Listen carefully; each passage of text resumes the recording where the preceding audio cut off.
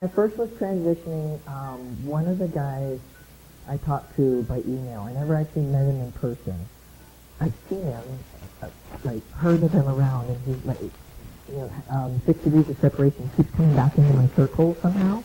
But I've never actually met him and talked with him, but we did email back and forth a lot initially, or at least initially when I was first transitioning. And his thing was he would find doctors that weren't on the list and choose to educate them. That was his thing, was pick a doctor not on the list. Maybe that's where I got the idea of seeing a different doctor other than the one doctor that a lot of trans guys go to.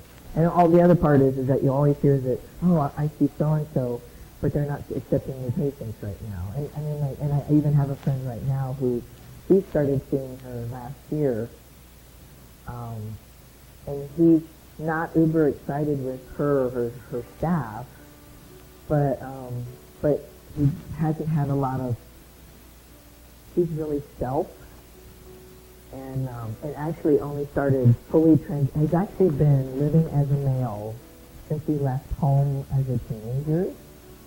He's been presenting as male since he left home as a teenager, but just recently, like, he's getting into his 40s, and estrogen kind of softens features, so he just recently, like within the last year or so, decided to start hormones and start doing that, yeah.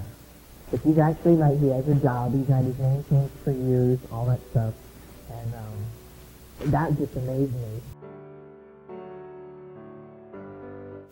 I knew, like, I can remember being like 3 or 4, and my mom buying clothes for me, and I always liked the clothes that looked more like little boys' clothes. You know, like, I remember having a favorite pair of shoes that were about that color, that dark red color, but they looked like little boys' shoes. And my favorite pair of shoes. I wore them so I couldn't wear them anymore. You know, you try to wear them and you're growing, so, you're outgrowing them pretty quickly. I can remember a favorite pair of shoes, and always liking to wear shorts and pants.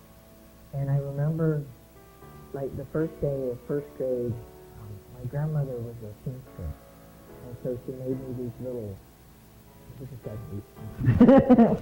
So she made this little, like, one-piece, like a short and top outfit, with like a zipper, a little girly thing, and I must have fought them, like, just gave them, I don't remember doing this, but I'm thinking I gave them holy hell, because within a few days of being asked to wear this, yeah, no, I wasn't wearing those anymore.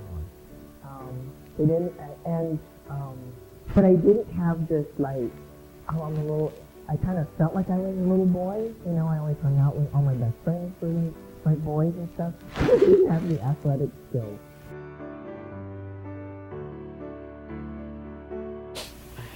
I was going to say, if anything, kind of follow what seems right.